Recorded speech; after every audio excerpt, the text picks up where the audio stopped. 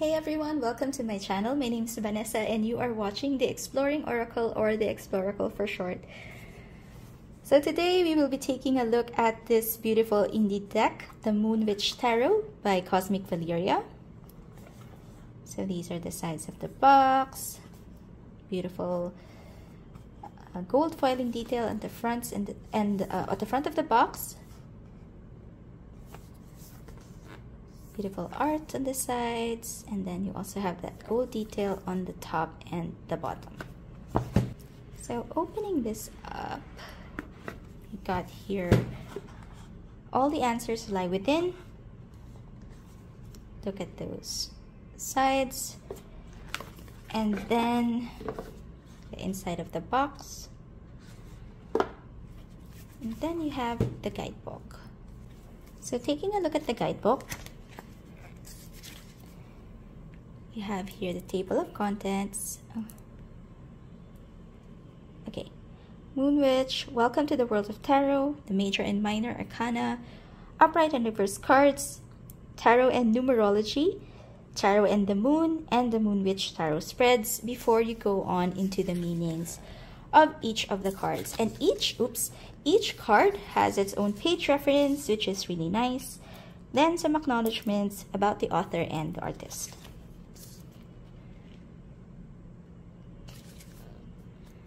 So it looks like there's a lot of information that you can get here. It tells you associations for each of the suits, upright and reverse cards, numerological correspondences, the moon phases, and the cards associated to each moon phase. The Moon Witch spreads, and then you have more or less a page or two for each of the major arcana with a thumbnail at the side, and it looks like it's the same for the minors, and you have the upright and reversed meanings. Then you have acknowledgements and about the author. So these are the cards. They are larger than standard oracle, than standard tarot size. This is the size comparison compared to the Smith-Waite Centennial. So it is a little bit taller and wider, so it's like a smaller oracle size deck. Cardstock is matte. So these are the backs, and they are not reversible because of the moon in the middle. There is a beautiful gold foiling at the back and at the front of the card, so the details are in gold. And it's a beautiful matte cardstock, and it's not too thick. You know, it feels like I can still shuffle it even though it's quite a big deck. It is gold gilded, beautiful matte gilding. I love it. And let us zoom in and take a closer look at all of the cards. So let's start with the Fool. So the people, it's very much a feminine deck, and then the people don't have faces. There is a border on all of the cards. I like it's not intrusive. I like the design. The colors really pop out from the dark black borders, and the gold details are not overly done. So it's a very female-centric deck. I don't think there's any male figures in this deck actually. It is very much Rider-Waite Smith inspired. You could even say it's a Rider-Waite clone, because aside from the feminine images that are represented in each card, the symbolism is very much RWS.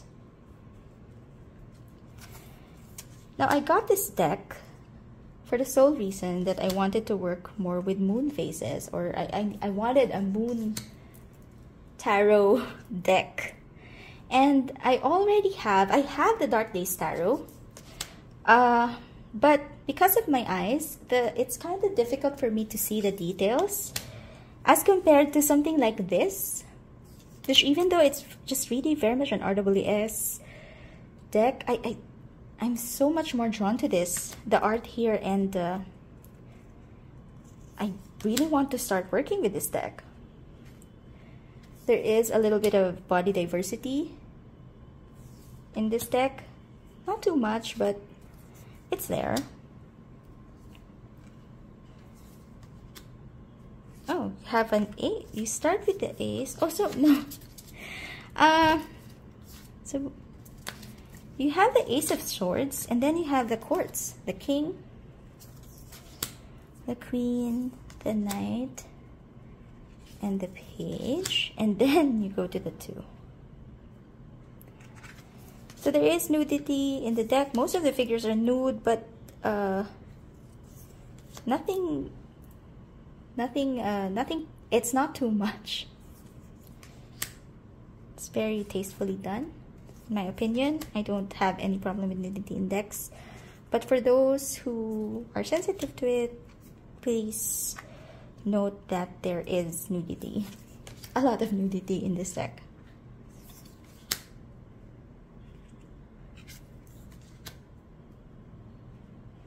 So yeah, diversity, body diversity. Maybe some age diversity. Harder to see because there are no faces. But definitely very female centric. So yeah, I think it's just with the swords, because here you have the ace and then the 2s. So it goes in the right order.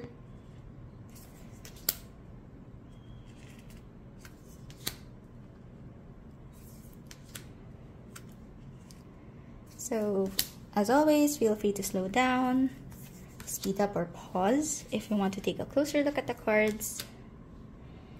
Oh, there is, yeah, for the 2 of Cups. It's a little bit ambiguous. Then you have the King, so it goes to King, Queen.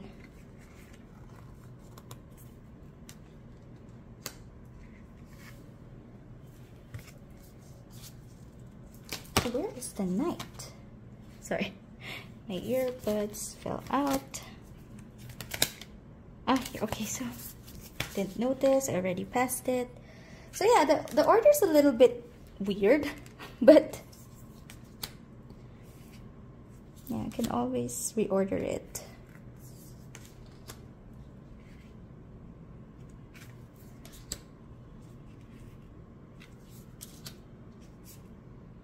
It's a really beautiful deck in my opinion.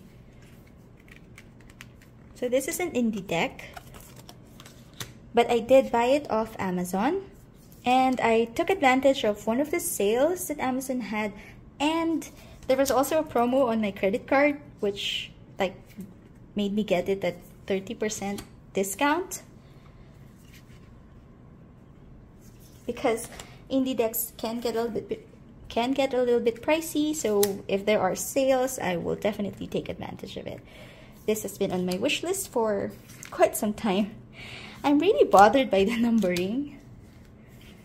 Sorry, I didn't notice. This is the first time I'm flipping through all of the cards, so I wasn't able to rearrange it.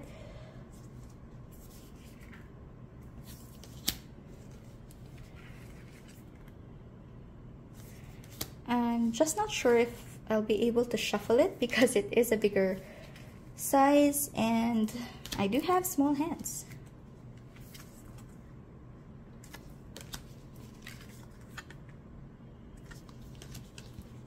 And the King. Okay, so as I usually do, I zoom out and then let's see how this deck shuffles. Okay, so it is a larger deck. So if I can get my hands around it, it shuffles well. I mean, I don't see any issues, but it is quite big, so I have some difficulty getting my hands around the deck. So I can, as always, I can always split it into two piles. And yeah, shuffle the next pile.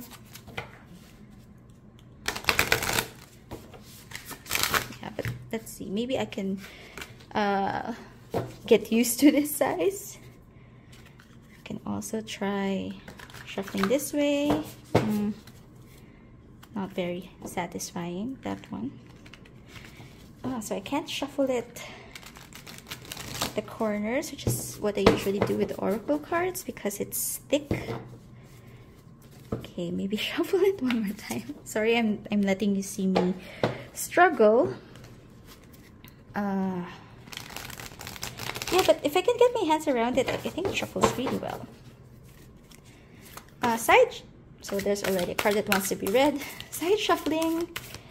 It is matte, so there is a little bit of sticking, but not much. And I think it's the type that, you know, the more you work with it, it will work itself out. So yeah. And then let us read for the King of Wands. Okay, so for the King of Wands, you have some keywords: leadership, charisma, self-confidence, independence, power, wisdom, big picture, overcoming challenges, and action-oriented. And then you have the upright meaning. So the King of Wands is a powerful, natural-born leader. She is pure energy. She holds a sprouting wand, a symbol of creativity rather than a symbol of power. She craves leadership, but not to feed her ego. She wants to share her many ideas, enthusiasm with others. She is not afraid of any challenges, big or small, and is excited to solve every problem. She could be too much for some people, but her talent lies in encouraging and inspiring others. Just being in her presence is energizing. When King of Wands appears in the reading, it usually means you should take full control of your energy and your actions. What do you spend your energy on? Are you taking consistent steps towards your goals?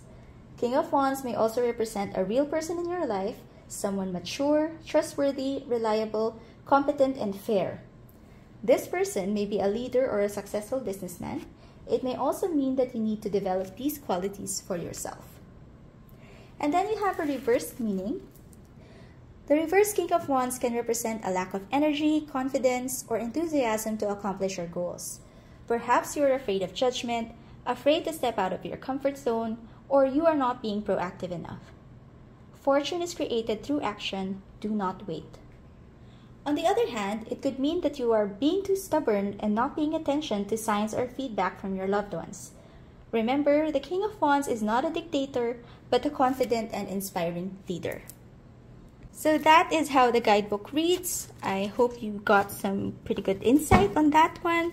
I usually read from the guidebook so that for those who use guidebooks, and if that's a consideration when you buy decks, you have an idea of how the tone of the guidebook is. Reading the guidebook is a big part of whether I keep a deck or not, you know, how the tone of the guidebook. So I show this flip through so that it would also help you have an idea, you know, if you're looking to purchase a particular deck, the things that I like about the deck and the things that I don't like too much about the deck. Yeah, so it's not just to tempt you to buy more decks, but I just the flip throughs have been really helpful to me when I was starting to collect decks on the decks that I wanted to get for myself. At least I had an idea, so I also record these to help others. If you know, I hope it helps others. Anyway, this is the Moon Witch Tarot. I also have the Oracle coming in soon, so hopefully I'll be able to record that for you soon as well. It's a really lovely deck. It is very much an RWS, so consider that if you want to purchase this. In my case, I was just really drawn to the color and the art. It's like